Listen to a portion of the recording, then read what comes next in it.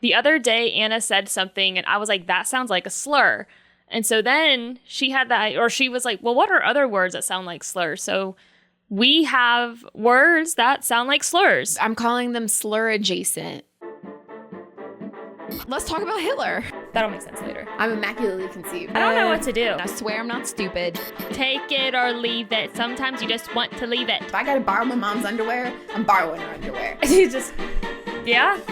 Misa likes the Jar Jar Binks. I'm not gonna edit it out. Oh no. I don't know, like I think I'm just pretty great. Just staying on the to planet. suck. Why are you saying it with a question mark? Clap, bitch. All right, 3, 2, 1, action.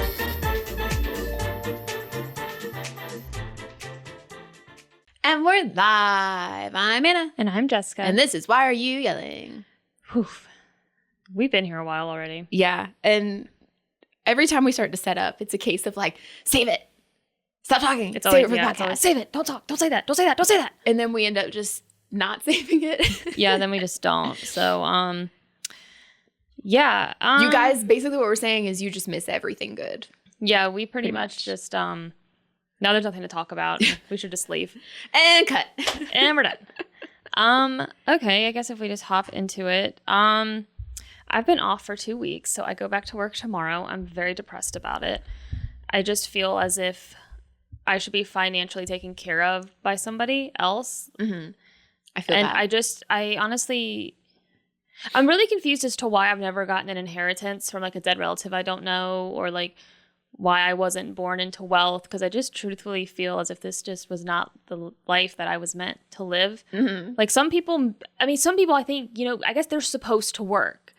I'm just not that person. And I just feel as if I should have everything paid for me and nobody can rub it in my face or hold it over my head and it should be fine. Like, I feel like I was supposed to live the sort of life where somebody calls me a Nepo baby and then I get offended by it. Yeah. Because I actually worked really hard to get to where I am, but I also didn't have to work that hard like to get to where I am. Or I really wish that my parents would have really pushed the whole actor kid thing. Mm-hmm. So yeah, maybe that's a double-edged sword. Because the trauma. But at least you're rich and traumatized, right? I'm poor and traumatized. If your parents didn't steal your money from you before those laws were enacted, where they couldn't, or like that limited some of it. How old do you think I am? I'm just saying. I mean, because you look at like the Sprouse twins, Dylan and Cole Sprouse, are around our age, I think. Yeah.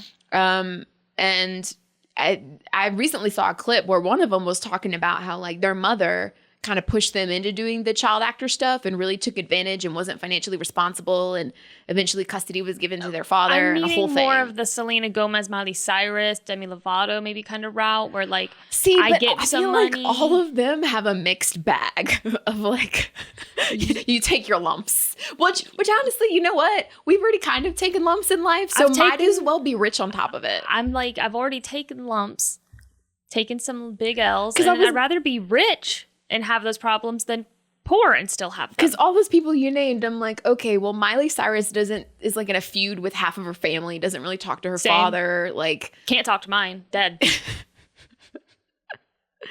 So, I mean, there's that. She had the whole like tragedy of her love and marriage to Liam Hemsworth, and that whole thing just was like, ugh. But then all the art that came out of it was. But people do that all the time. People exactly. So, but she's got money and she's got good hair. Her hair just always looks so good. It's so big. She's really channeling, I feel like, her Dolly Parton godmother. Love. There was Obsessed. I saw the performance where she did at the Grammys this past year, where she performed Flowers. And I was just, the whole vibe was. I love her. Everything. But she's awesome. Okay, so you also named Selena Gomez. Love. Who, for all intents and purposes, looks like she's living her best life. Right now. You know what? She went through with a ringer, and now she's living her best life. And I'm just like, I still has the health issues and the kidney thing. She almost died. Yeah. The health Lupus. issues. Yeah. I mean, yeah, she still has. So she'll deal with that. So now I'm like. But she's also rich, so she can, Well, she was also lucky that one of her best friends at the time gave her a kidney. Yeah. But but either way, she's super rich. Yeah, and that helps overcome a lot of things when you're ill. Yeah, I mean, It doesn't make it can't cure things that are incurable by any means. but it helps make it easier to but treat. I would rather suffer in a really nice house than a trailer. If I have a chronic illness, I would like to have it and suffer through it in a penthouse apartment, you know? Yeah, and not like a trailer park. That'd be nice. No offense towards trailer parks, but we're just stating Comparatively, if we had to Comparatively. pick A or B, Yeah, exactly. you know? And then have you ever seen that one lady who renovated her trailer? And that shit is nuts. hey, trailer No, is what this trailer lady, is a derogatory word. We call them mobile homes. I feel like both are not great terms. I think people would like to call things modular homes now. Oh, okay. Well, I mean, Modular. even I'm behind on the terms. I work in this industry. I'm like, I used to live in a modular home. I've lived in a mobile. It was a double wide, so it was nice. Girl, I lived in an actual trailer park, and let me tell you, it was in fact trashy. My mom actually, we lived in one when I was in high school because we moved around a bit through middle school and high school.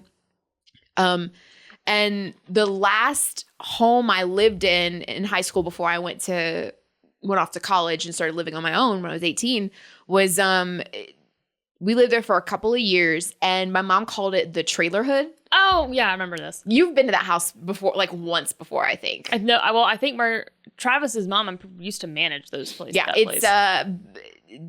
It's next to Agri Supply. Yeah, further down. But yeah, so I used to live over there, and it's actually like it is a trailer park, but not in like the way you're probably stereotypically thinking of one. It's just a bunch of modular homes on plots of land, and it's a neighborhood, and everybody's got like built-in porches and decks and wooden decks and stuff because they don't come with stairs. But yeah, I mean, we lived in a trailer hood. That's a trailer park. Yeah, I mean, but no, park. they were nice. They were nice trailers. Okay, sweetie, you lived in a different trailer park than the rest of us. We also lived in the front, so we weren't. Yeah, you weren't deep entrenched in there. Yes. Okay. We had like one neighbor. So when I lived in a corner, we were on a corner lot too. So when I lived in a trailer park, I lived in the furthest you could down the steepest hill. Oh no. And when you went to the bottom, all the way at the bottom was my trailer. Oh no. So that was me. I was in the trenches in the trailer park. In a trench. Literally. But no, so anyway. But then why were you talking about trailer parks? What did we do? Rather live in a trailer park. Oh, I'd rather be rich. Rich with so the other person you mentioned, Demi Lovato. Actually, she's had it rough, y'all. Yeah. So yeah, maybe we'll take her off the list. Yeah, maybe she. I'll love Demi. Love. So, and moving on. So something I've been doing while I've been off is I've watched a lot of documentaries. I'm a documentary bitch. And when I say I'm not one of those people that's like, oh, I love true crime. This case is juicy. I think that's super out of touch and super fucking weird to feel that way, that you're excited about. Like, that's fucking bizarre. I think that documentaries have to be done in such a way that's like very in touch and very much focuses on the victim, and very much is like, let's not glorify what somebody did. No, a fact is a fact. If somebody was very smart, somebody was very smart. Like when I think about I watched a documentary about the Zodiac killer. That was nuts. That was fucking insane. I watched one called The Keepers, which was basically about the corruption of the Catholic Church. And it was all linked to this nun who was murdered. Like it was insane. Like these things are nuts. But I'm like, I've definitely, the older I've gotten, I deviate away from things like Snapped and this and that. Because it just feels tacky, and it just feels like, and I don't know what families do or don't get from that. Like, I don't know, do they get money? Do they get this? But it's more like glorifying the crime and telling it in a way that's more for entertainment purposes than educational purposes. And I think that there's just a fine line to do that. But anyway, so I've been watching a lot of that, watching podcasts, watch some, like, I like people, I've found lately, even though I'm a music bitch, gotten to where I just really like to hear people talk. And or I miss vloggers. So Morgan Adams, if you don't know who she is, that is Ryland Adams, who is Shane Dawson's husband. So that's his sister. So it's Shane Dawson's sister-in-law. She does more of like vlogging style videos on her channel. And I'm just like, I miss vloggers. Mm-hmm. Can we like bring them back? I used to love daily vloggers when I was in college. Right when daily vlogging was really getting big. So it would have been around like 2013 to 2016 is when I was really into it. I used to watch them all, and like the longer the better. I want you to give me like or some people would do like weekly vlogs. Yeah. I'm like, give me like a juicy 30-minute. I'm moving towards more. I'm missing longer form content. Where it's literally just like people chit-chatting, going about their day. Like, so it's the longer form chit-chat, go about your day. Just like, I used to really love Zoe Sugg. She was one of the like UK daily vloggers, like big at the time. But I would just love when she was like, we're going to go run to the shops and run some errands and take you with me. I'm going to go get my hair done or my nails done or whatever. And literally just like take you on like up and down the shopping aisles and look at these cute little things. I think I might pick some of these up, and just random day in the life. Loved it. My best friend Diana, she has like a streaming platform. Here we go. I'm sorry. Here we go. I'm sorry. Can you amend that statement, please? I can't. I have multiple best friends. Okay. Do you not have multiple best friends? Like, do you not have multiple best friends that you would refer? Okay. Would it not be like... I would say one of my best friends. Okay. I could agree with that. One of my best friends. When you say my, that's like singular. That's it. My best friend. That's it. Okay. Just the one. You're right. You're right. But if you have multiple, I would say one of. Okay. That's a better way to put it. One of my best friends. I'm okay. Like, look, I've met Diana. She's lovely. She let us stay in her home for free that one time. Thank you so much, Diana. That was very nice of you. I don't feel any sort of competition with Diana for the label of best friend, because I know that you can have multiple best friends. I just feel a certain kind of way when you say my best friend. Okay. I can. Blah, blah, blah. Okay. You're right. Okay. One of my best friends. Yeah, that's fine. Diana. She has. Carry on. Go continue. Fuck me. Does anybody else have that issue where you have multiple best friends and then you refer to the other best friend in front of one of your other best friends and they're like, what did you just say? Shut your whore mouth. Excuse me. What? So one of my best friends, Diana, she has a Twitch channel. She has two. Like, one, she like streams her grooming all day, and the other one, she'll stream when she games. But I'm like watching that and I'm going, I missed my calling. This seems fun. Like, I could do that. Like, 'cause, I mean, she's just like, she's grooming and she's talking to the chat or whatever and doing all this stuff. And I was like, that was supposed to be my life. And now it's too late, I think. Never. Like, I was supposed to be a vlogger. I wanted to do that so bad. I wanted to be like, and when I don't even think influencer is the right word, because when I think of influencer, I think of like super hot girls, and I'm just not like, that's what I'm talking about. Mm-hmm. I'm talking, that's fine. I follow influencers. You could honestly, you could daily vlog like your life now, like even with your current job, and I think people would enjoy it. My current job, but I'd be like, I'm at the office. Literally, I hung up and I was like, what the fuck?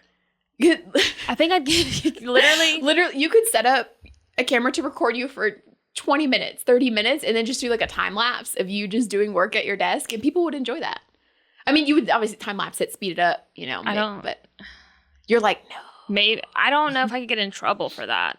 I mean, there's nothing there that where you would know where I worked or anything. Yeah. But I'm just like, but even like just the vlogging of like going around, doing whatever, and I don't know. I'm just like, I missed my calling. I say that, and then it took me so long to film that one TikTok that I did for our channel. I was like, no thanks. So I think it gets easier the more you do it. I guess. Or you just stop caring as much. Maybe. Probably. What are we doing if TikTok gets banned? Like, what are we doing? So, where are we going? We already have Instagram. We already have Facebook. I don't see this as a problem for me because I'm not on TikTok. I don't use TikTok. I really don't. I don't use TikTok. All of my needs are satisfied with Instagram Reels and YouTube Shorts. So I don't really. I have no dog in this fight, as it were. So TikTok. This is basically for TikTok. This is pretty much a reel for TikTok. I mean, where are you hopping over to? Where are y'all going? And I downloaded Lemon 8, which is powered by TikTok, but I don't understand how this works. How does it work? It looks like Instagram used to. Like, it looks like it's very much in its infancy stage. I don't like, so because someone explained to me what I'm supposed to be doing with that, if we're supposed to be doing anything. So yeah. What are we using instead of TikTok? And how the hell does Lemon8 work? So I just had to Google Lemon8 because I've seen this before. I get ads for it all the time, and I downloaded it, and I'm like, a lot of people have it's linked in their TikTok. And I'm just trying to, it's like Pinterest and lifestyle stuff. They all had this baby together. And I was going to say, I've seen like lemon and then the number 8, because that's what I've seen that in stuff like in the past couple years. Yeah, I have. But I feel like it's been in the context of like a Pinterest almost. Yeah. Where like I'll be reading like a BuzzFeed article or a listicle or something like that. And it has links to Lemon8 or in that sort of context. So I'm just like, what exactly? Like lifestyle, beauty type vibe. Yeah, which I don't know. So help explain. I'm like, who are you? What's your ethos? Yeah, like what's going on? So like if you use Lemon8, please explain. It looks exactly like Instagram. But it looks like Instagram used to, right? Literally. So I'm like, okay, if you're a Lemon8 user, please explain to us, what are we supposed to be doing on there? Like, what is the purpose? And once TikTok is banned, if it gets banned, where are we going? Is there another app I'm unaware of? My only other... Oh, here's a life update technically for me. I'm doing dry January, but it's not with alcohol because that's funny. It's with... I'm going to try my hardest to not use a credit card in January. And I'm 5 days in. Okay. And I have not used a credit card yet. And I'm giving myself little stars on my planner because if I have a reward like that, my ADHD thinks I did something. Oh, that's... Actually, I love that idea.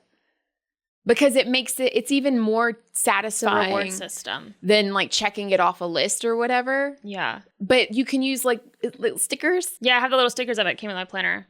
And I love that. I have like a bunch of stickers from all planners that I've ever used. I just I have like a pocket. Them. Yeah, there's in the pocket in my planner. And so I have like multiple different sheets from different planners where I'm like, okay, I'm thinking of like this, that used to get in school. I don't know if your teachers had them, but it was like literally the star stickers, and they're kind of iridescent. They're like glittery, and there's like red, green, and gold, and like silver. And it's like a strips of the color sheet. It's a very specific sticker pack. Yeah. And I'm like, where do you buy those? Yeah. I want some now. I'm fixated on this. What? She's like, who sells them? Exactly. In town that I can buy right now. Because I love the idea of a sticker to put in your planner for achieving that particular task. For the day. Because also, I'm really bad about checking my planner. Because I got really good about it for a while. Then I've gotten really, really...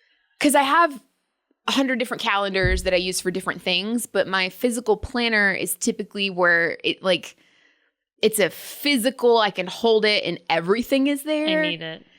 But I just am really bad about checking it. I check it maybe once a week, if that. I'm just really bad about it. My goal now is because I have the monthly one that also has the weekly stuff. So I'm like, my goal is I'm going to write my everyday out. And yeah, I'm going to give myself a sticker like the calendar day or whatever. But I'm like, no, I'm also, because I have so many stickers, something's going on that daily thing. And I kind of want to write, like, make sure like certain tasks that I'm like, okay, these need to get done like daily, or things, my goals that I'm trying to do daily. Start writing them in there and being like, you get a reward. And if you don't get a sticker, then you suck. Because I feel like if I get a reward, I'll do it. It's like that it's like being addicted to dopamine, which I guess is part of the ADHD. Yeah, those are pretty much my life updates, which weren't even really life updates. It was just random things on my brain. Do you have anything? I'm just so fast. The sticker thing is in my head now. I'm like, I love it. My life updates are, I'm super bored all the time now because F1 is gone. Yeah, it sucks. I'm still dealing with that. Yeah. I'm reeling, really. But that's not consuming a lot of my time now. But then also because of the holidays, a lot of the podcasts I listen to. No, literally, I'm so mad at, listen, I'm aware that this is hypocritical on our part. I'm not established. If I got paid you said this, I have a bone to pick with somebody. Fuck you, bad friends. Fuck you, Bobby Lee. Fuck you, Andrew. I said it. And you know why? Let me tell you some shit. And I wasn't the only one. And the fans are going to be like, yeah, you're right.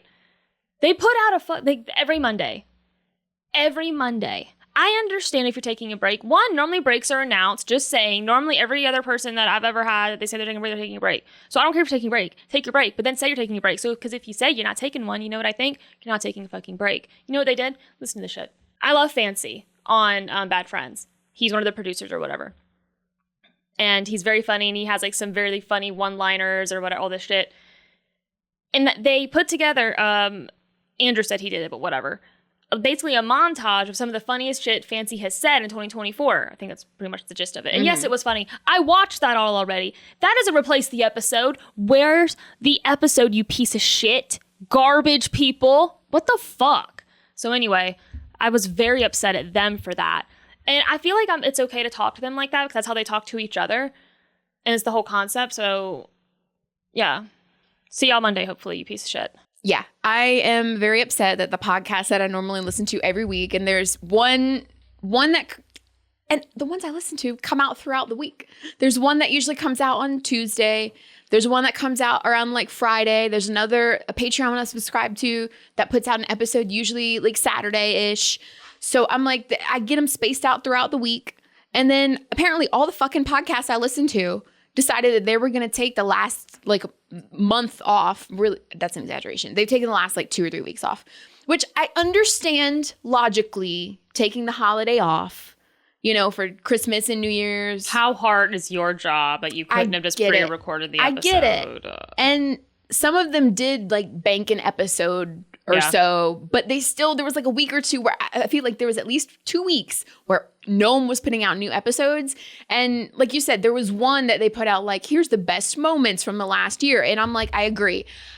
I've already watched all of those. And to be fair, I do go back and re-listen to old podcasts and stuff a lot, especially when I've run out of new stuff to listen to. But I'm like, no, I don't want this. No. I didn't ask for this. I don't want to listen to a recap of the best hits. No, I'm good. I literally listen to Bad Friends every single Monday, which I just saw where they said if you're on their Patreon, which I'm not, you can watch it today, but I'm like, it's okay. I'll watch it tomorrow because it'll help me while I'm at work.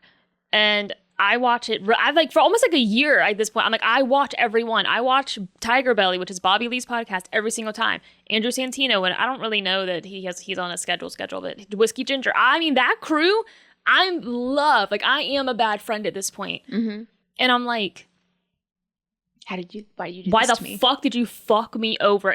I'm taking it personal. And there's a couple of podcasts that I would listen to related to Formula One.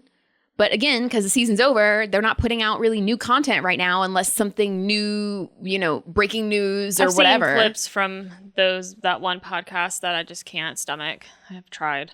So I'm just like, I saw somebody in there. I'm just super bored because they're not putting out content and stuff. I did start watching a podcast this morning.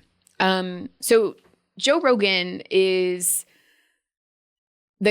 his podcast is not one I have to watch or listen to every single episode. I don't watch every single one. Yeah, but I watch him, but not like every week by any means. But if he has somebody that I like, I'll watch it. Exactly. It has to be somebody that I'm either interested in or a topic I like. I'm not really interested in like the alien stuff or the yeah, because he has a broad range of people on there.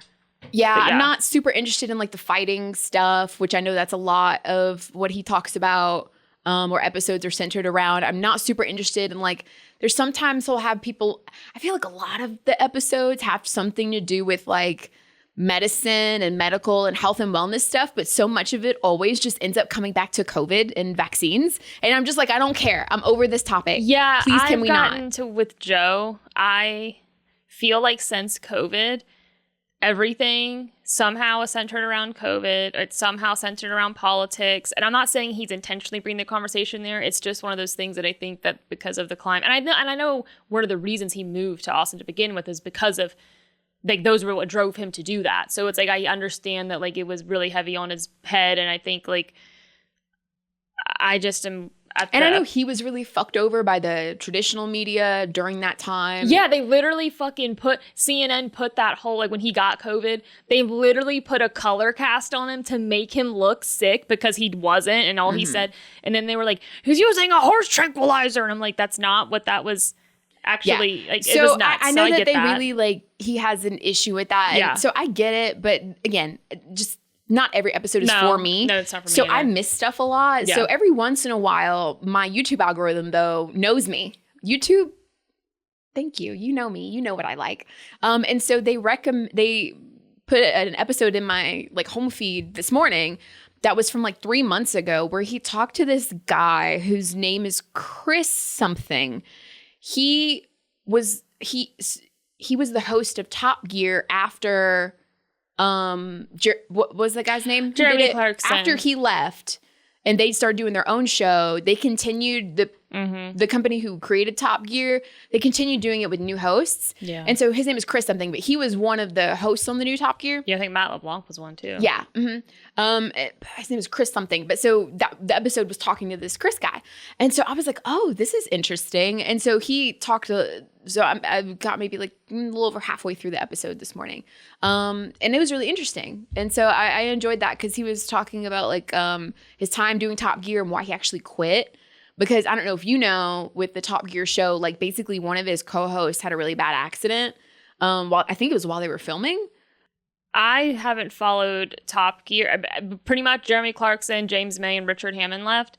And that's when I stopped watching. So I followed them over to, they had a show called Grand Tour on Amazon. So the new hosts of it did it for a couple of years, I think, and Matt LeBlanc being one of them. And then there was another guy who was a cricket player, former like professional cricket player, and then this Chris guy. And so they were doing it for a while, and then apparently the Chris guy said that it was getting to the point where like he was basically he was like, I didn't care to do all the crazy stunt like stuff. Like, yeah, you kind of need that because that's what the general public is expecting and wants to see. But he's like, I just like doing car reviews because he's like, I'm a car nerd. Like, I love that stuff. And so he said it got to the point where he approached like, I think it was on the BBC. He approached them in the production being like, look, we've got to do something about whatever it was. Like, I guess maybe the way that they were approaching doing things or their process for safety. He was like, we basically have to change something because either somebody's going to get seriously hurt or somebody's going to die. He's like, and then he said shortly after that is when the accident happened with his co-host. And then they stopped doing the show because the co-host either couldn't or didn't want to come back or whatever. And they just canceled it. And so he said he went through like a really dark time after that because he felt partially responsible for what happened. He developed like a drinking problem, he said afterward. Like, it was this whole thing. And I was like, oh, this is like a really fascinating interview. But they also just talked about like cars because both of them are really into, because Joe Rogan's also really into cars. So anywho, it was a really interesting episode. And yeah, that's what I listened to this morning. That's my life update. Yeah, I love Top Gear. With the Jeremy Clarkson, like the original, like I love it's unmatched. Like, in the fact that like the Grand Tour is finally like over, and that was super emotional. Like, it's just, you can say what you want about. I mean, and Jeremy Clarkson has said some things that I don't always agree with. Like, he said something about Lewis Hamilton, and I was like, don't say that. But besides that, I mean, I've literally fallen asleep watching Top Gear. It is like a comfort show. Like, because it's like, it's funny. Like, it's not just car reviews. It's fucking funny. And so, yeah, I never did watch the, of course, I'm like one of those people that was like, okay, well, you got rid of Jeremy and them, I'm not watching you. No, nothing towards the other guys. It was just kind of like, they also got their own show. So there was no reason for me to, because I didn't watch Top Gear because it was Top Gear. I watched Top Gear for those three guys. So, but I feel like I remember vaguely some kind of accident though with that you're talking about, but I don't know the details. But, so we have something funny that we think it's going to be funny. The other day, Anna said something and I was like, that sounds like a slur. And so then she was like, well, what are other words that sound like slurs? So we have words that sound like slurs. I'm calling them slur-adjacent.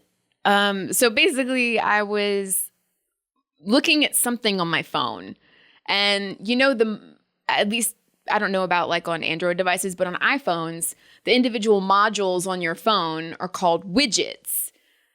And I said something about the widget on my phone, and Jessica was like, whoa, that sounds like a slur. She's like, I'm immediately uncomfortable with that word you just said. So I was like, oh, it's like slur adjacent.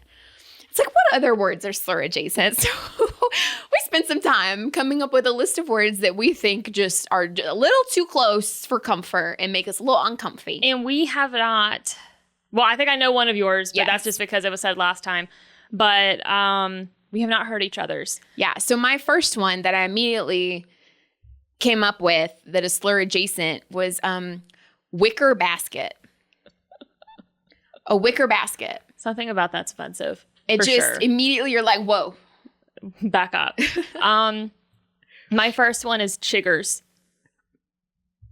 What is it? It's a mite type. A chigger? A chigger. It's like those little red bugs or whatever, and they'll bite you. They're like mites. Oh. Yeah. So that's mine. I mean, okay. So you can call people words as insults. You can call them like a bug, you little cockroach, right?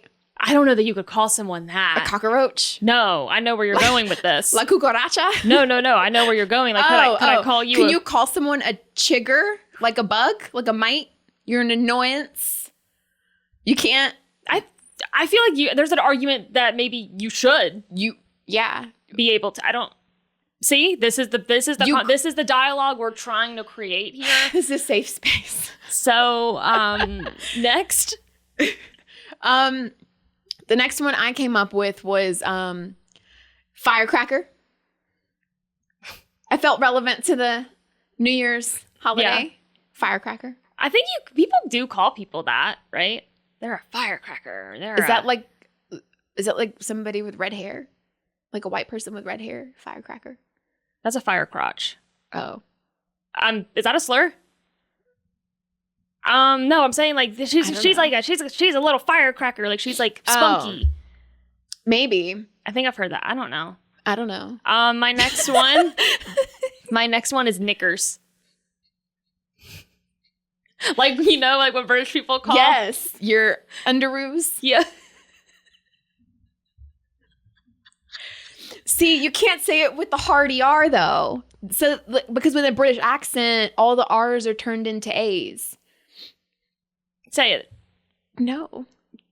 Say it. How do people say that? I'm too. I can't. Go get your knickers. Is that it? You have to say it with a British accent. Knickers. Either way is not great. Oh God, stop. CK people. The last one I came up with was ditch digger. There's something about that that's not nice. Ditch digger. Spigot. Yeah. That's very adjacent. Incredibly adjacent. Retardant. Like a fire retardant suit. Mm-hmm. But retard is a musical term. It's Italian for slow down. So there's actually, I'm not even joking. I know. So we've had this discussion before. I don't think on here though. Oh, but a retard is a... What's a retard, Anna? It's a actual symbol on a piece of like sheet music that means to slow down. And it's just like for yeah. Anywho. I'm like, move on. Next. Do you not have another one? No. So my last one is rigging. Like when you go, just jerry rig that together. Something about that's always been very jerry rig, like when you kind of put something together very like quickly or very like not like to code basically. I jerry rigged it, like I fixed it, but like you fixed it in a way that was like not proper basically. Okay, I'm like, sometimes when I hear certain phrases or terms, my mind immediately goes to, what's the etymology? Like, where does that term come from? Oh. How did it come to be in popular use? Like, where did it develop from? I had no clue. Because I'm like a language nerd. I'm like an English nerd. So I really am fascinated by that stuff, like how language evolves over time. And so I just Googled jerry-rig defined, like what's the etymology? And it says the term jerry-rigged comes from the 19th century when jerry was a Liverpool slang term for defective. So the term jury-rigged has a similar meaning but is rooted in nautical terms. Jury, J-U-R-Y, means makeshift or temporary in the nautical world, and rig means to fit a shape or mass with the necessary elements. Okay. Defective. Okay. Yeah. Okay. That all makes sense. Okay. I had this similar conversation with my hairdresser. I was getting my hair done 2 days ago. And we're talking about what we're going to do to my hair. And I was like, oh, well, she was like, oh, I'll add some lowlights. I'll touch up your money piece, which for those who don't know, the money piece is like it's this blonde strip just right up front on the bangs that frames the face. And you just like highlight right up here. And it's a pretty like bold, like noticeable, almost like a stripe. And I was like, money piece. I'm just sitting there in my chair thinking. And I asked her, I'm like, where do you think that came from? And she was like, I have no idea. And I'm like, money piece. How did that term come to be? And poor Alden probably like, we never talk. Yeah, and she's you want to like, talk to me about this. I literally never talk to my hairdresser. I just go in, we talk about what I would do, and then I kind of just sit in my chair that's it. And let her do her thing. Yeah, exactly. She's initially, when I first started seeing Alden to get my hair done several years ago, she tried to chit chat with me, and then it wasn't rude. I'm just not a big chit chat person when I'm getting my hair done, so I think she just gave up. She's like, whatever. And she's like, I know what this is now. She's like, I get it. Yeah, but the term money piece, and I was like, what did they call it before money piece? Because I feel like that's a relatively newish term for that part of the hair. And she said, well, it probably would have just been called like a face framing highlight or like a chunky highlight. Yeah. But I just thought it was kind of like a funny thing to call it your money piece. I didn't think that was actually like what people were calling it. No, it's like literally if you go into a hairdresser, you're like, I want my money piece done. And I'm like, why are we an actual term? Why are we changing things? It's like when everybody acted like Siren eye wasn't just a cat eye or a fox eye. It's all it was. It was a slightly different shape. Barely. Or so they wanted you to believe. Barely. It was more elongated instead of... And it's not even called a cat. It's just winged eyeliner. I just got so up on my mic, I hit my face with it. And if you're new here, that's what we're about. That is what we do here. Forgot it was there and was just... in the moment. Okay. So yeah, do you have any words that you think sound like slurs? If you do, leave them in the comments so we can giggle about them. Not actual slurs. Because then they'll get flagged and we're not asking for slurs. No, I mean words that sound like slurs. Like they could be, or make you a little uncomfy when someone says it, or you kind of like do a double take like, what? Excuse me? Yes. So if you have words that sound like slurs, leave them below. What did we have? It was anti-resolutions. Well, you found an article about things that should be fun New Year's resolutions. We were going to judge them. I don't really know if I have a New Year's resolution. I mean, I had one to be like more present, I guess, and to actually reply to people more. And if I had to pick an actual resolution, I wasn't being sarcastic, I would say to slow down and to try to retrain myself to be out of this fight or flight mode that I'm always in, even subconsciously, where I'm like, why am I panicking right now? Like, it's okay. Like, what? Like, it's almost like if I have a task, I think, oh my God, I have to get this done, or what? Like, I get it done. I don't want to be lazy and not get shit done, but it's just like getting out of that mindset of like constantly, and then like causing myself to be in a constant state of like anxiety, like just slow down and whatever. Yeah, I get that. Sometimes I've been trying to do it lately, especially at work. And I've always kind of been this way at work for, as long as I can remember, where I almost feel like if I'm not multitasking, if I have any single second, like that I'm not actively working on something, I'm wasting time. So or I'm not being as productive as I can, to where it's a case of like when I was working on like an older computer that was a little bit slower, if a program I was trying to use to do one task would take 30, 60 seconds to open and to load up, then I'm like, okay, I can't just sit here for 30 or 60 seconds wasting that time for it to load. So I need to go back to my emails or back to my to-do list and start working on something else while this opens. But then you start halfway through this task and then you forget to go back to the program that opened, and then rinse and repeat. And then the next thing you know, you're literally bouncing around on your desktop between 3 or 4 different things. And then you're not actually being efficient because your brain is so all over the place trying to process. It's like literally your computer has too many tabs open. I'm sure a lot of you have heard that expression before. And then you just start to slow down because you're trying to do too many things at once. Yeah. And so I have been consciously trying to, while I'm at work, just like, it is okay to just focus on one thing at a time. I do not have to, while I'm waiting for this thing to load or this thing to post, or I don't have to be working on 3 or 4 things simultaneously. I can just do one thing at a time. And if a program takes 60 seconds to load, it takes 60 seconds to load, and I just need to be okay sitting there and letting it do it. Yeah, because like that is one thing at work where like I have always been very much like, I'm working on this and then I'll move on. And that's just because I try to be really meticulous because I don't want things to fall through the cracks at all. And I feel like the second I try to balance too many things, that's when things do. I just am like, I need to stop feeling like I have to rush through each task. It's like, no, just get this task done and then you can move on. It's like I'm in this like, even, and then if I'm not at work, even if I'm like at home, I'm like, why am I constantly in this state of like, oh, I need to hurry, or I'm going to, or what? Like, I'm in this always, like, there's going to be consequences state. And I don't know if this is like some therapy shit or if it's like I need to go to a psychologist, like or a therapist or something to be like, I'm always got this like thing over my shoulder. Like, if I don't do something, I'm going to get in trouble. But like, I'm 30.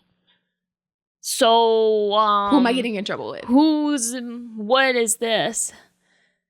Oh, God, really don't feel Maybe I don't, and you brought this point up the other day. I'm like, maybe I don't feel like, because I'm kind of the opposite where I'm a very slow person kind of outside of like working on tasks. My brain does move really fast when I'm trying to focus on things. Yeah, I retard. But when I'm just like at home, if I don't have anything urgent or pressing, or honestly, even if I do, I feel a state of panic, but I just move really slow. Like and it may come back to my brain trying to process too many things at once and thinking about and trying to do too many things at once. Mm-hmm. I've literally caught myself spinning in circles in my apartment when I'm trying to get stuff done, where it's like, you need a sticker system now. Yeah. A little board where you get it. If I do the dishes, okay, sticker. Well, because it's I'll start to do, and maybe it's similar actually thought process if I think about it to work, where I'm like, okay, I need to do a couple of chores around the house. So if I need to do the dishes, I need to do laundry, I need to vacuum, and I need to clean my bathroom. I'm like, well, I need to empty the dishwasher before I can wash more dishes. But I could also but then I'll start to do that. But then I'm like, oh, wait, actually, I need to put clothes in the washing machine. But before I can do that, I have to move the clothes in the washer to the dryer. But the clothes in the dryer need to be folded and picked up. So then I start doing that. And then as I'm going to like start folding my clothes, I notice, oh, I got to take out the trash. Because if I'm going to then do the dishes later, well, I need to go ahead and just, if I'm going to take out the trash anyway, oh, maybe I need to empty out my refrigerator and clean out my refrigerator. So that way I can take all those leftovers into the trash and take that out so it doesn't smell in the house. And then I can put the dishes in the sink, let them soak, whatever.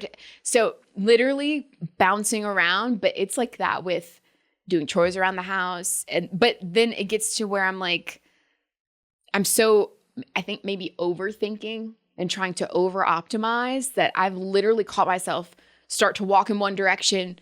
Oh, wait, no, actually I should go do that.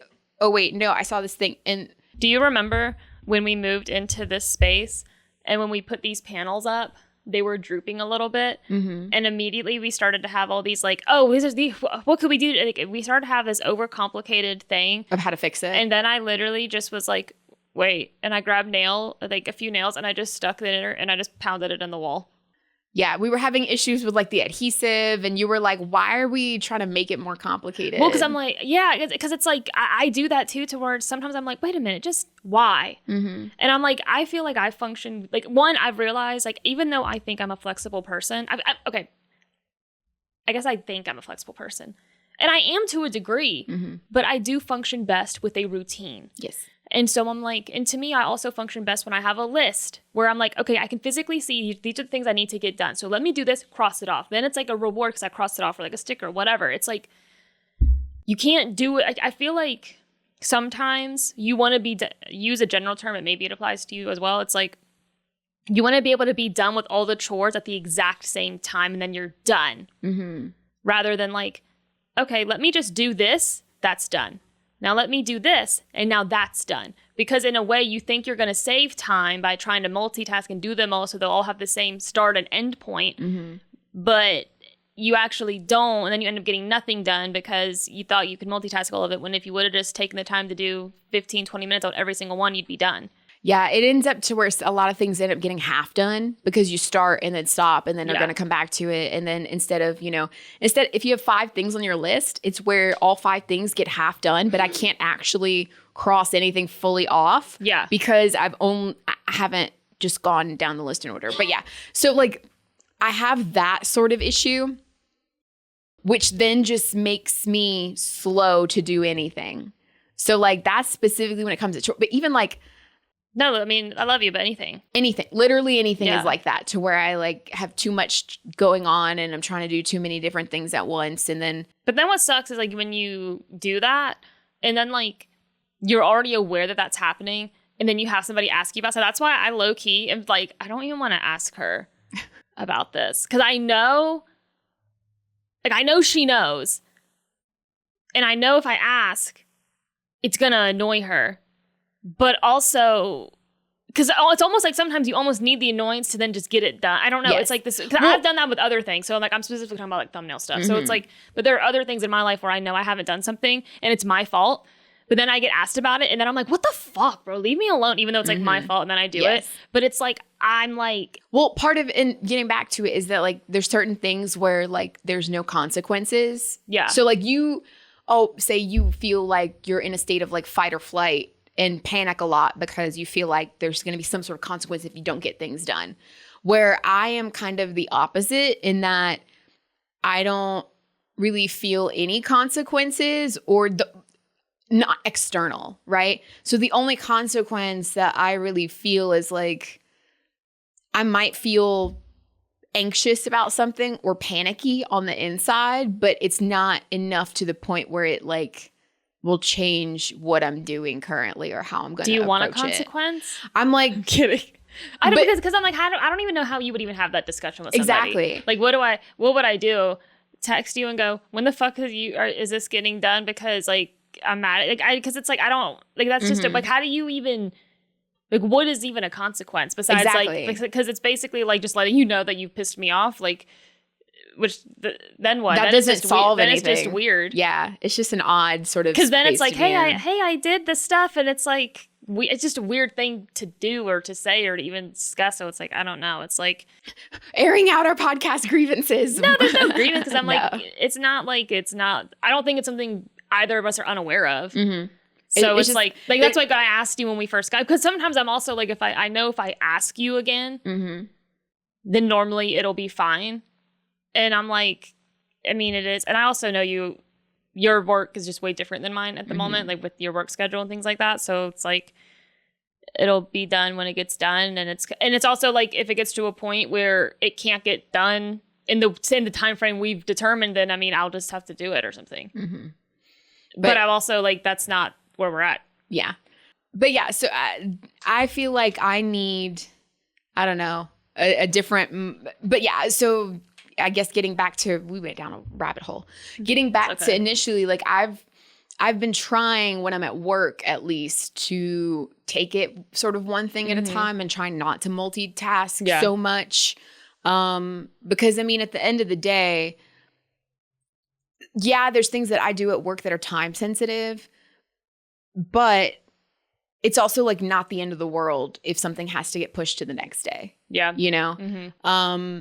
So it's a balancing act, but you've been trying to be intentional about like slowing down. And I'm like, in a way I am kind of also, but it's more of like being a little more orderly maybe and methodical with the way I approach certain things. Yeah. Cool. To me, because you get in like a spin cycle almost. Yeah. It's that. And it's also, I get to where it's like paralysis, like decision paralysis, where I'm like, fuck, what am I going to do? Like, cause it's like, I don't even know what to start on because everything is important or everything is number one priority. And it's like, yeah, I get that. I'm just like, I want to like just relax a little, but also like try harder at the things that I like to do and to make those a priority. Okay. So I guess one of my, I'm trying to think what my New Year's resolution, what one of mine can be. I mean, I've been trying and failing at trying to adjust my sleep schedule because that's part of why my everything is just off. Right. Yeah. I've been trying to fix my sleep schedule. I just go to bed so late and then wake up late and then my whole day, my schedule basically is just almost completely opposite to like yours. Yeah. Or like a normal one. I'll say like I usually go into work by the time you're on your lunch break. That's literally insane. Yeah. That's nuts. And it's, I mean, part of your work too, like leaving work that late, like when you're off that's crazy. Yeah. I mean, and I'm still working, you know, anywhere between 7 and 9 hours a day. So still working a full day. It's just a lot later. But then by the time I get off, almost everything closes before I get off work. And so it makes it to where I can only run errands or do certain things basically on the weekends. But then by the time I get to the weekend, I'm just so tired. And again, sleeping issues, I'm just so tired and I just don't do it. Yeah. I mean, that's part of like the issue of, I mean, the past like 3 months have been awful. I don't know if I ever told the audience. They do know that you're sleeping in your living room. Okay, good. Yes. Yeah. So that's been just really badly affecting everything. My sleep schedule, my quality of sleep, quality of life, everything just sucks. But yeah, we're, you know, new year, we're trying to figure out the solution to that problem. So hopefully I can get my shit figured out and sleep schedule. Really, I feel like I'm like, that's this, you know, they say one thing at a time, introduce new habits slowly, baby steps. I need to fix my sleep schedule and I feel like that'll. You should do that tonight. Just take some medicine and go to sleep. I tried this past week. Did you a couple times. But how much did you try? How hard did you try? Don't lie. Did you take it and then scroll on your phone? No. I just, by the time I remembered that I needed to go to bed and take it, it was like, oh, this is kind of late. But then just tonight at 10 o'clock, take it and go to bed. I know. I need to, you know, have you heard of people that they do like a cutoff time? Like, so a lot of people who have normal sleep schedules, they'll say, you know, maybe it's 10 p.m. They'll say 10 p.m. is my cutoff time. Anything that I have not done today by 10 p.m., I'm not worrying about it anymore. It's not getting done tonight. 10 p.m. is my, you know, if it's just going to get done tomorrow. And I'm like, okay.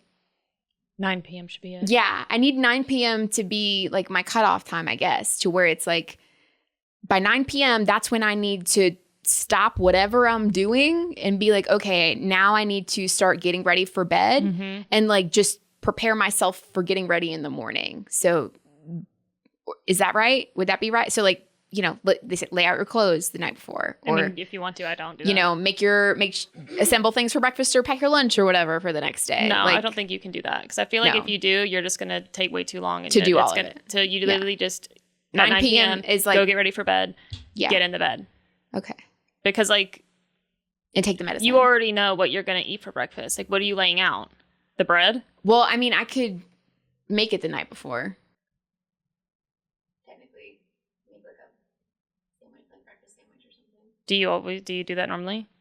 I mean, I have a bagel and usually some sort of like eggs with cheese. So, and sometimes I make it into like a sandwich. I feel like you can just do that in the morning.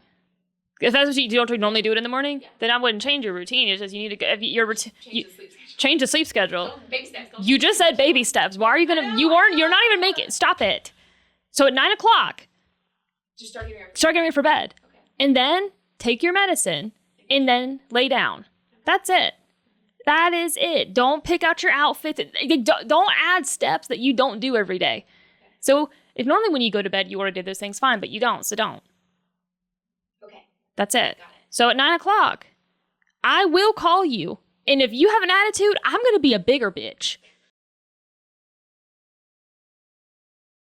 You're like, okay, I'll be like, no, but like, do you want to live a miserable life your whole life? Is that what you want? Yeah. I think part of the problem is I try to wait until I feel tired.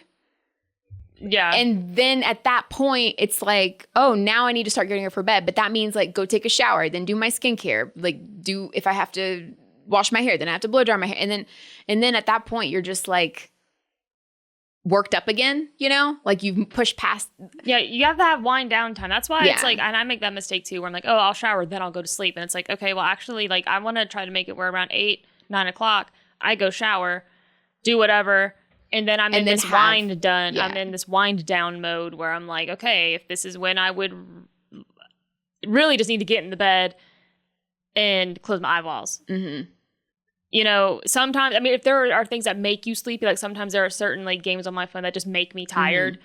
That's what I would do because I get tired. But, you know, doom scrolling is the worst thing you could fucking do. So really just if you're more prone to do that, then something that makes you tired, just get off your phone completely and just lay down. I used to always play like solitaire or one of like the word games on my phone because that tired out my brain. If my brain was just like kept going, I would literally just open it. Because again, you're not doom scrolling. You're not really engaging your brain in like that way to where you just mindlessly scroll. Yeah. You're actually using your brain to try and figure out the word game, whatever. And then that would I do out. Yeah, I do like a puzzle game with like it's the game with the balls and it has like the little chemical tube things and you got to get all the colors in the same one. I will do that and I'm like, good night. Or I'll play chess or something. It makes me I'm out. Or I just close my eyeballs. Eyeballs. Yeah, so that's my New Year's resolution is I got to fix my sleep schedule.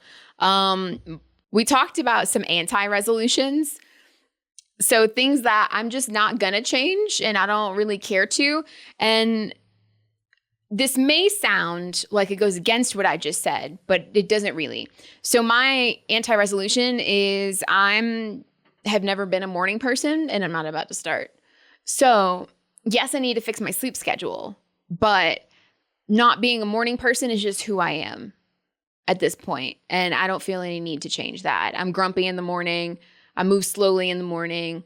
And it is what it is. The funny thing is you used to be up early. Yes, but that's because because I used to go to bed super early. No, I know. But I'm saying that's what's funny is it's like you used to like you've always been a grumpy person morning wise, but you used to be up earlier too. Yes. So now you're like, I'm not a morning person, but it's like 10 o'clock. Yes. And it's like, I'd be like, sorry, that the not a morning person thing flew out the window at 9 a.m., ma'am. Yeah. So if you wake up, anything, let that be a fact. Let that just be known. The whole being grumpy in the morning and you're not a morning person has an expiration time. It's 9 a.m. After that, don't care. Pick it up. Be nice. That's not my fault that you decided to sleep till 11 a.m. It's not a morning anymore. You're not an afternoon person now. That's true. That's nuts now because it's one thing to be like, oh, everybody woke up around the same time and got to the office at the same time. Mm-hmm. And some person's just super chipper. That's annoying. But you should be awake by like even 10. At 10, if you still got this attitude about you because you're sleepy, drink some fucking coffee. That's not, yes, don't bombard me at 8 a.m. when we're all still kind of waking up. We just got here. That's too much now. Get the fuck out of my face. You can't be having that. I'm just not, how long does the morning person, when does that expire? How long is the morning person window? I don't know, but it takes me between waking up and when I feel like talking to people, it's like a solid 4 hours. That's fucking crazy. But to be fair, it also takes me about between waking up and actually getting out the door, it takes about 3. So listen, we have so much in common and so much not in common. When I said I'm a slow moving person in the morning, I'm a very slow moving person in the morning. What animal do you think you were before, like a turtle? Because then you know what a turtle can do when it doesn't want to talk to people, it just goes in its shell. Yeah, that's true. I was thinking like sloth. They just kind of hang out and then they're just like, yeah. But sloth kind of gives more like stereotypical like lazy pothead vibes where they're just kind of like, what? I don't know what's going on. Yeah. You know, like they're in a daze, but I'm not usually in a daze. No, I'm just slow, I'm like a snapping turtle. Yeah, you're mean. You're mean and just get away from me. Mean and slow. So I had seen something on Twitter that was like, you know, not all your New Year's resolutions have to be like these serious, like, I'm going to get my life together and I'm going to work out more and I'm going to eat better and drink more water and stuff like that. Speaking of working out, I worked out the other day and we were on the phone and I said, God, it was the next day. And I said, God, my body is sore. It hurts. And you said, oh my God, are you sick? And I was like, no, I worked out. So that's where we're at with physical fitness. But the thing on Twitter said, some of your New Year's resolutions can be silly or fun. They can be whatever you want them to be. So one example they gave was like, they knew someone who said that their New Year's resolution was to try different kinds of pasta and to eat like as many different types of pasta throughout the year as they could find. And to just try them all. And I'm like, oh, that's fun. Because like there's actually more than just like macaroni, elbow noodles, and bow tie pastas. Yeah. There's a lot more.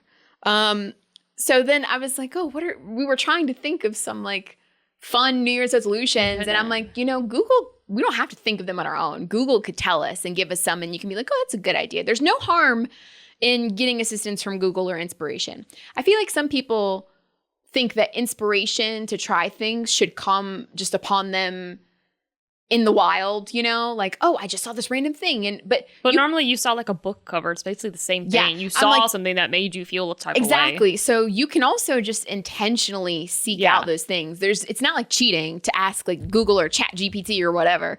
So anywho, I Googled fun New Year's resolutions. We're going to judge whether they're fun or not. Yes. Yeah. And according to Google, this is from sources across the web. Do random acts of kindness. What the fuck? Drink more water. How's that fun? More calls to near family.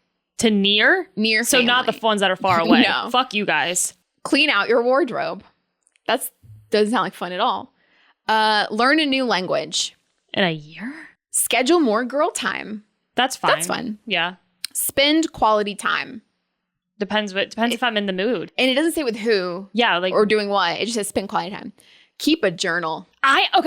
I know that's really kind of lame sounding, but I actually have a journal. One of my resolutions I was keeping to myself that I'll just say now was to like keep a journal and to write at the very least once a week. But I want to try to do it I really wanted to do a daily one, but I haven't written once and it's day 5.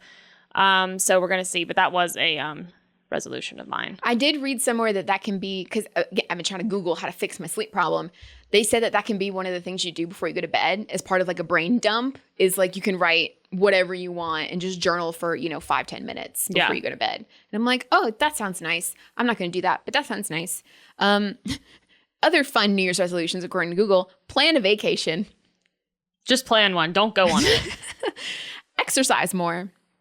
I am trying to do that, but depends on what you're trying to do, if it's fun or not. Yeah. And Exactly. Yeah. Learn to cook. Travis would think that was fun. I like cooking. Start a new hobby. I already have a fuck too ton. many. Entirely too many. Volunteer. Volunteer what? My time? My hair? Just volunteer.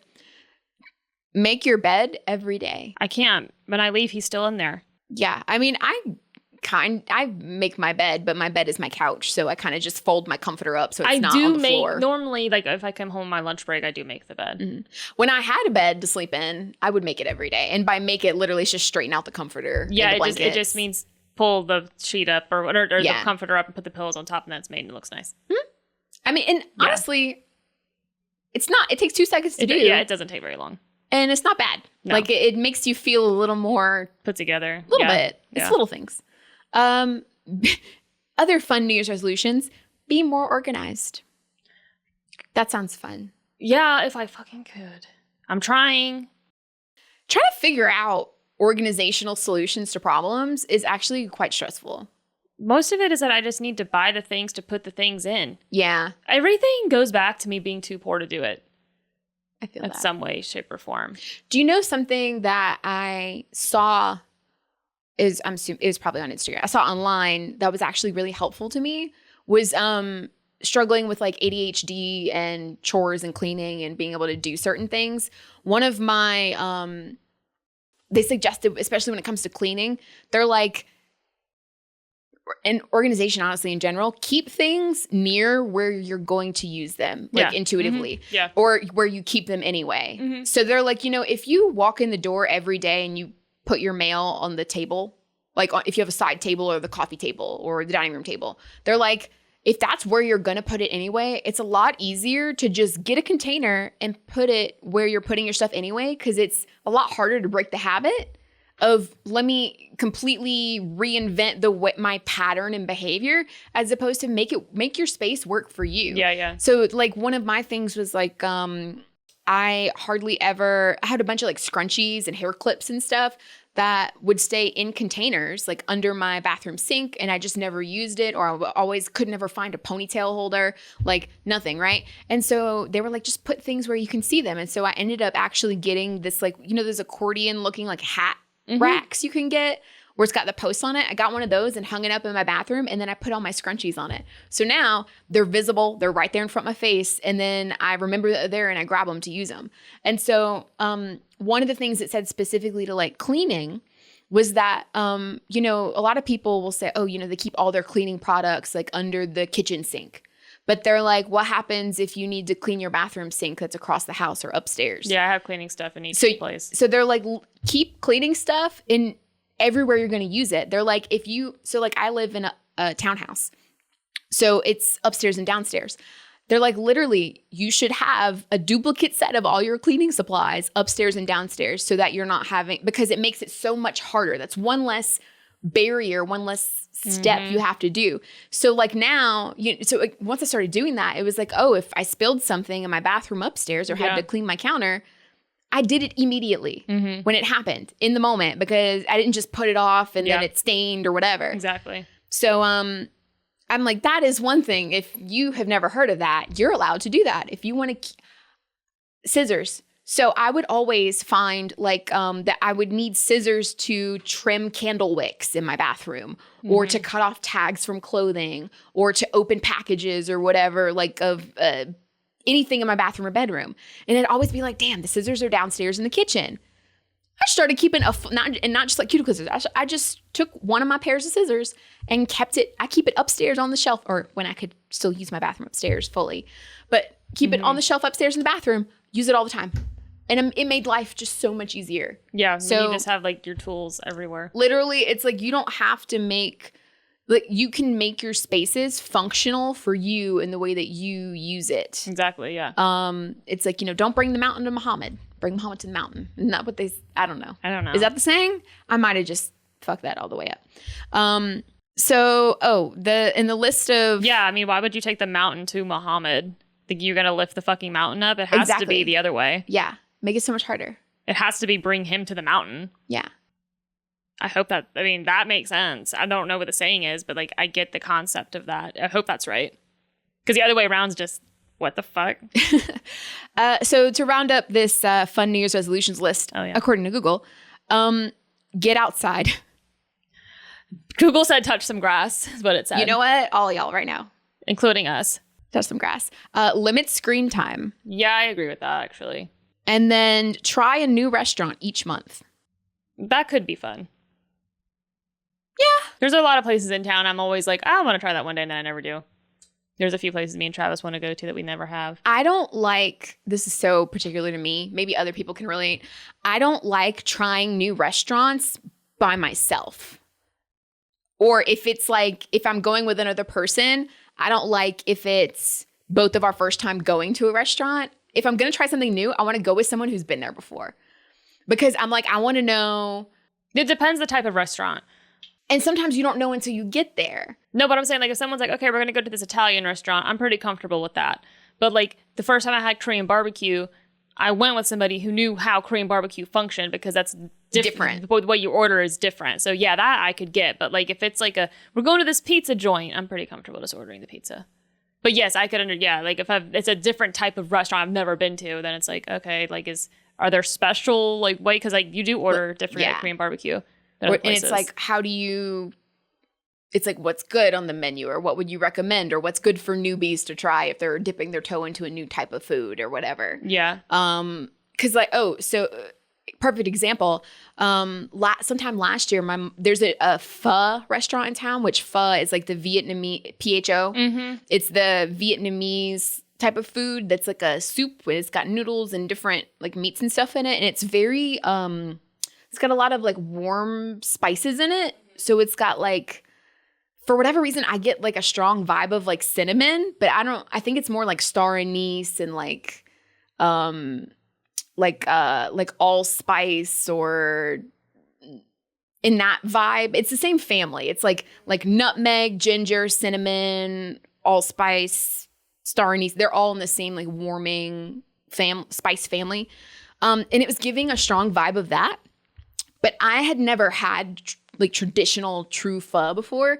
And my mom was like, we should go to that pho place. And my mom, my sister went. None of us had ever been. I assumed she had been there before. She had never been. She just wanted to try it. And I'm like, I don't even know what to order on the menu. So I ended up ordering something that had like a bunch of different kinds of like meat in it. It was a pho, but it had like beef cartilage. And yeah. Yeah, I don't mind trying a restaurant I've never been to. I don't want to try a new type of food I've never had. So it's like, because even if so now, like, you know, with Asian food or whatever, or Japanese food in particular, I can go to a Japanese restaurant and know what I like already, and I can just look at their menu and know that. But like, yeah, I've never had Vietnamese food in my fucking life. So I'm going to be like, well, what do I order? So I want to go with somebody who's had it before. Yeah. And so that was just, I had no idea what I was getting myself into. And she was not prepared to guide me through that. I had assumed she had been there before. She's like, and we're in the middle of eating. And she's like, oh no, I've never been. I just wanted to try it. And I'm like, okay, yeah, it wasn't my vibe. It wasn't my fave. Yeah. But yeah, I'm not a big go to a place I've never been to before when it's my first time by myself. Yeah, well, I don't mind trying a restaurant if it's the style food that I like, Italian food. If it's something I'm like, oh, I've been to an Italian restaurant. But see, then for me, sometimes you don't know like the scale of the restaurant, like how upscale it is versus casual, you know, fast dining, casual dining, more upscale. There's certain restaurants even around town, like here, you dress nicer to go to. I sometimes I can't judge that unless I can ask somebody who's been there before. Mm-hmm. Or even like there's some places that are super casual that like you walk in the restaurant and you just seat yourself, right? Mm-hmm. But then other places they're like, no, you have to wait and be seated by somebody. And I'm just like, what's the vibe? I need help. Mm-hmm. And I know you can just walk in and like figure it out, but I'm just like, why put myself through that? Why? I don't know. I hate those places that make you seat yourself, by the way. Yeah, I don't love that. Especially ones that are busy. Because I've been to like diners, like local kind of diner places. And that's not the end of the world. Yeah, that's fine. But they're like busy. And so you walk in and then you're just kind of waiting and scoping it out. And you're basically, it's like how you have to, in a busy parking lot, you know, the people that stalk people and follow them out to their cars because they're trying to be like, are they leaving or whatever to find a parking spot. Same vibe when you're like stalking out people's tables and you're just kind of waiting and looking. And then as soon as they get up, you have to like basically sit at a dirty table. Well, then they don't want to like Waffle House. They'll be like, you sit yourself, but let me wipe this table down first. But it's going to be like 5 minutes. And I'm like, bro, there's like this line. But yeah, I don't love that. I've never liked that. It stresses me out. Yeah. So, okay. But yeah, that was the end of that list. Well, according to Google. Thanks, Google, for those fun New Year's resolutions. Yeah. If you have a New Year's resolution that you think is fun, let us know. And maybe we'll try it. Yeah. Probably not. Probably not. But maybe we will. If it's something actually fun would be cool. But anyway. All right. I guess we're going to wrap it up. I'm hungry. And when I get hungry, I'm over it. Yeah. Like I've reached that level where I'm like, I have to go eat. My blood sugar is dropping. So. Stories. So if you have a story where you were yelling or you were being yelled at, we would love to hear it. So please email us at waypod.storytime@gmail.com. The email's up here. That's WAYYPOD storytime@gmail.com. We would love to hear from you to read some stories of why were you yelling and to determine whether anybody should have been yelling. Or if you just want some advice, hit us up. We don't have any business giving you advice, but it's fun for us and could be fun for you. So follow at your own risk and submit at your own risk. But I guess that is it, guys. And we will yell at you next time. Bye. All right. Bye.